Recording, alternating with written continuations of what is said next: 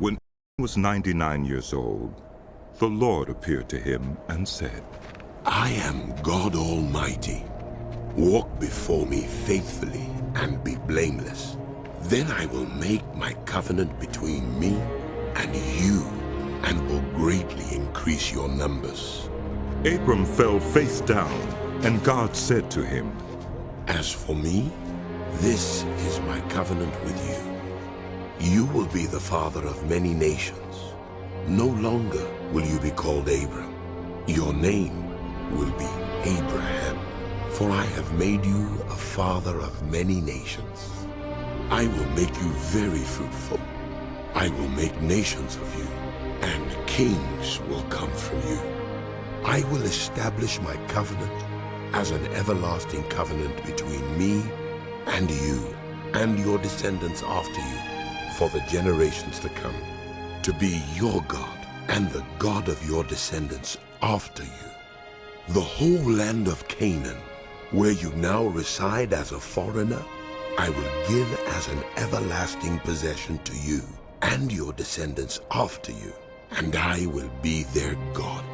Then God said to Abraham, As for you, you must keep my covenant, you and your descendants after you, for the generations to come.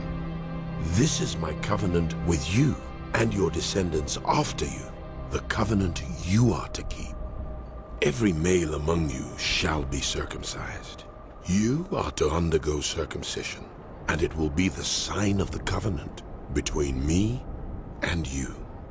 For the generations to come, every male among you who is 8 days old must be circumcised, including those born in your household or bought with money from a foreigner, those who are not your offspring. Whether born in your household or bought with your money, they must be circumcised. My covenant in your flesh is to be an everlasting covenant.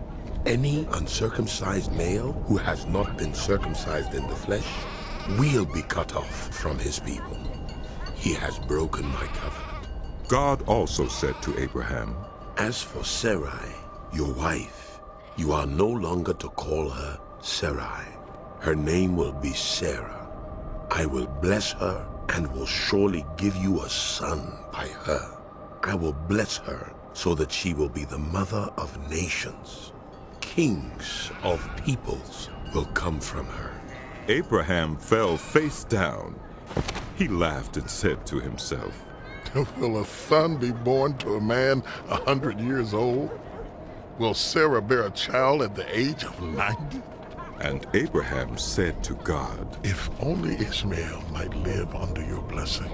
Then God said, Yes, but your wife Sarah will bear you a son, and you will call him Isaac. I will establish my covenant with him as an everlasting covenant for his descendants after him. And as for Ishmael, I have heard you. I will surely bless him. I will make him fruitful and will greatly increase his numbers. He will be the father of 12 rulers, and I will make him into a great nation.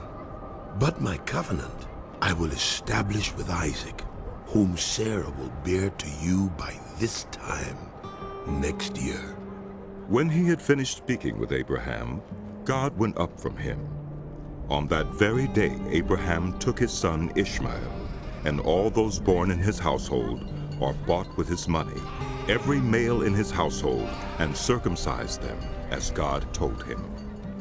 Abraham was 99 years old when he was circumcised, and his son Ishmael was 13. Abraham and his son Ishmael were both circumcised on that same day, and every male in Abraham's household, including those born in his household or bought from a foreigner, was circumcised with him. The Lord appeared to Abraham near the great trees of Mamre, while he was sitting at the entrance to his tent in the heat of the day. Abraham looked up and saw 3 men standing nearby. When he saw them, he hurried from the entrance of his tent to meet them and bowed low to the ground.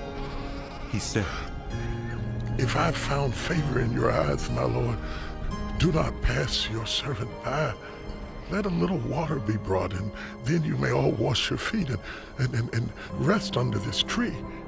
Let me get you something to eat so you can be refreshed, and then go on your way, now that you have come to your servant. Very well, they answered. do as you say. So Abraham hurried into the tent to Sarah. Quick, He said. get 3 seahs of the finest flour and knead it and bake some bread. Then he ran to the herd and selected a choice tender calf and gave it to a servant who hurried to prepare it. He then brought some curds and milk and the calf that had been prepared and set these before them. While they ate, he stood near them under a tree. Where is your wife Sarah? They asked him. There, in the tent. He said. Then the Lord said, I will surely return to you about this time next year, and Sarah your wife will have a son. Now Sarah was listening at the entrance to the tent, which was behind him. Abraham and Sarah were already very old, and Sarah was past the age of childbearing. So Sarah laughed to herself as she thought, After I am worn out and my Lord is old, will I now have this pleasure? Then the Lord said to Abraham, Why did Sarah laugh and say, Will I really have a child now that I am old? Is anything too hard for the Lord? I will return to you at the appointed time next year, and Sarah will have a son. Sarah was afraid, so she lied and said, I did not laugh. but he said. Yes, you did laugh. When the men got up to leave, they looked down toward Sodom, and Abraham walked along with them to see them on their way. Then the Lord said, Shall I hide from Abraham what I am about to do? Abraham will surely become a great and powerful nation, and all nations on earth will be blessed through him. For I have chosen him so that he will direct his children and his household after him to keep the way of the Lord by doing what is right and just, so that the Lord will bring about for Abraham what he has promised him. Then the Lord said, The outcry against Sodom and Gomorrah is so great, and their sin so grievous, that I will go down and see if what they have done is as bad as the outcry that has reached me. If not, I will know. The men turned away and went toward Sodom, but Abraham remained, standing before the Lord. Then Abraham approached him and said, Will you sweep away the righteous with the wicked? What if there are 50 righteous people in the city? Will you really sweep it away and not spare the place for the sake of the 50 righteous people in it? Far be it from you to do such a thing. To kill the righteous with the wicked, treating the righteous and the wicked alike? Far be it from you. Will not the judge of all the earth do right? The Lord said, If I find 50 righteous people in the city of Sodom, I will spare the whole place for their sake. Then Abraham spoke up again. Now that I've been so bold as to speak to the Lord, though I'm nothing but dust and ashes, what if the number of the righteous is 5 less than 50? Will you destroy the whole city for lack of 5 people? If I find 45 there, He said. I will not destroy it. Once again he spoke to him.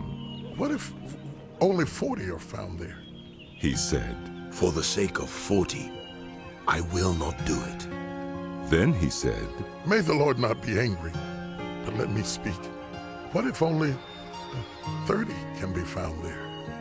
He answered. I will not do it if I find 30 there. Abraham said, Now that I've been so bold as to speak to the Lord, what if only 20 can be found there? He said. For the sake of 20, I will not destroy it.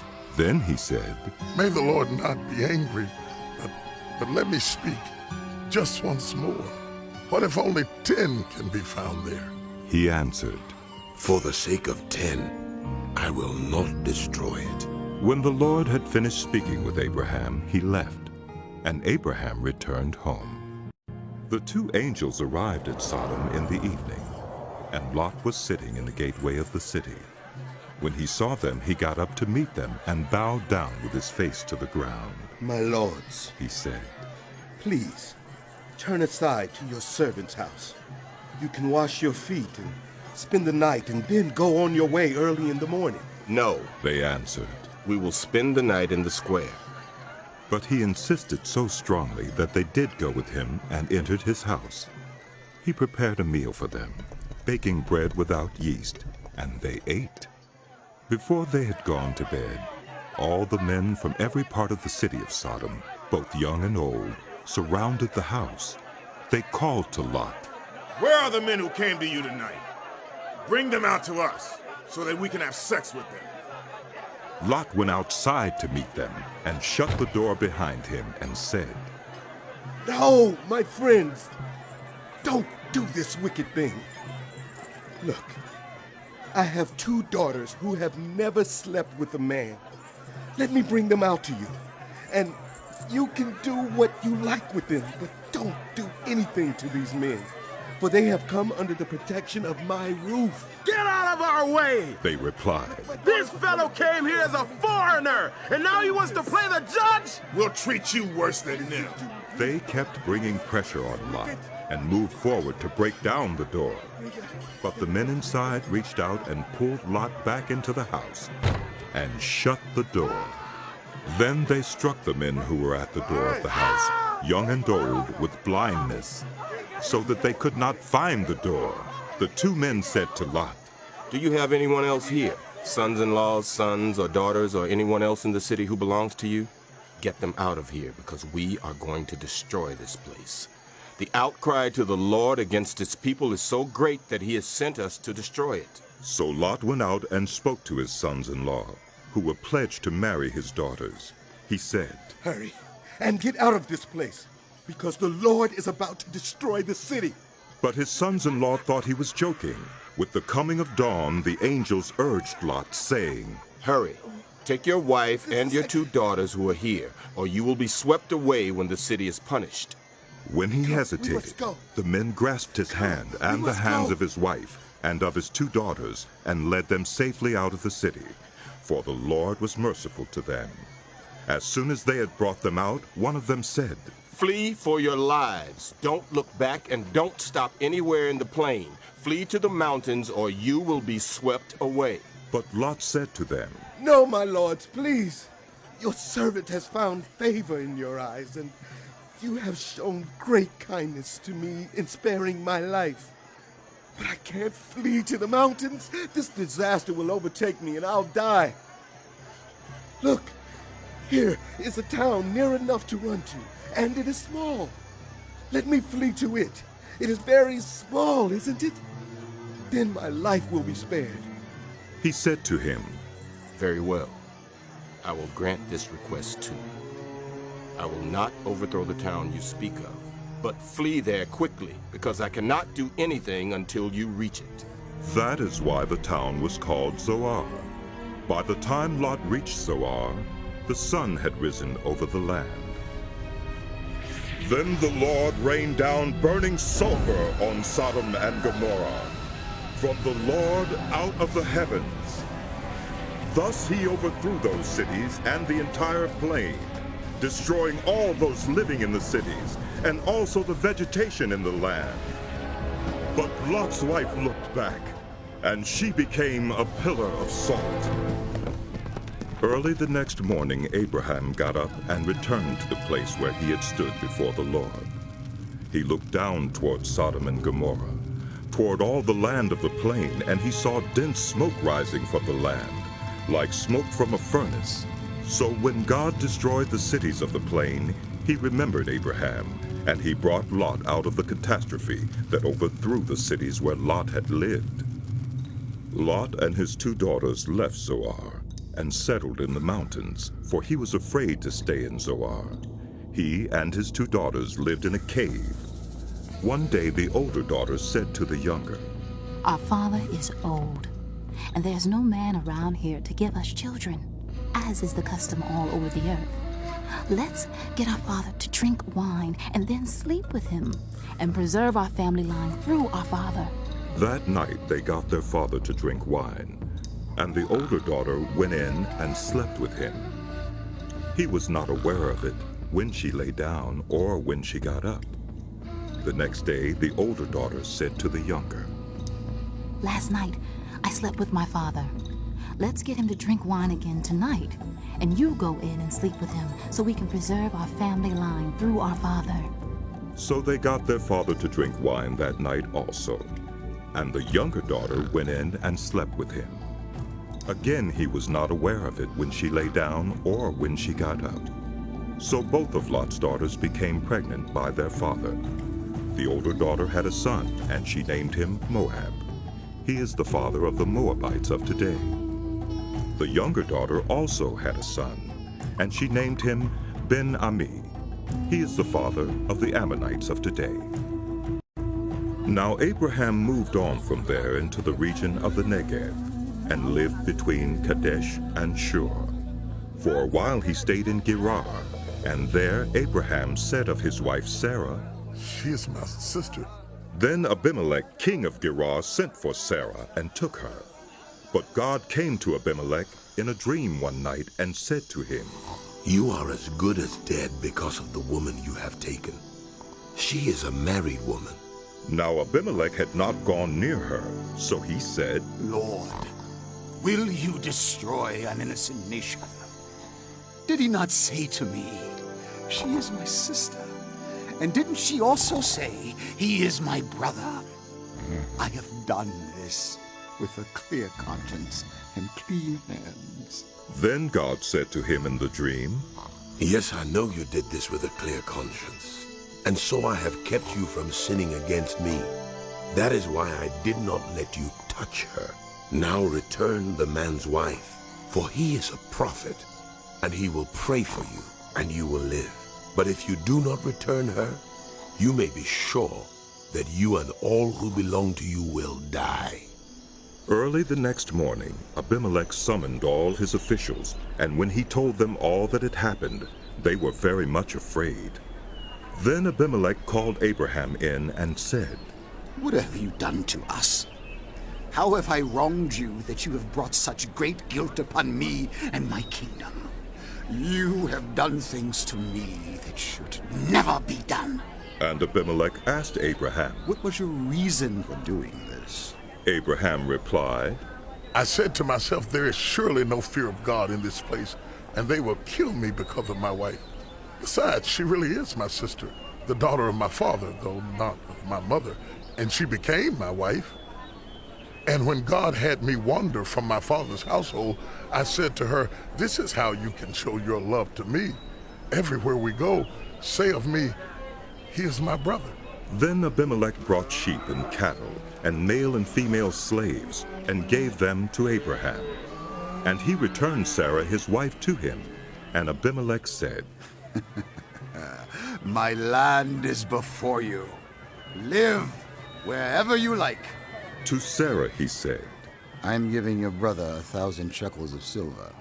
This is to cover the offense against you before all who are with you. You are completely vindicated. Then Abraham prayed to God, and God healed Abimelech, his wife, and his female slaves, so they could have children again. For the Lord had kept all the women in Abimelech's household from conceiving because of Abraham's wife, Sarah. Now the Lord was gracious to Sarah as he had said, and the Lord did for Sarah what he had promised. Sarah became pregnant and bore a son to Abraham in his old age, at the very time God had promised him.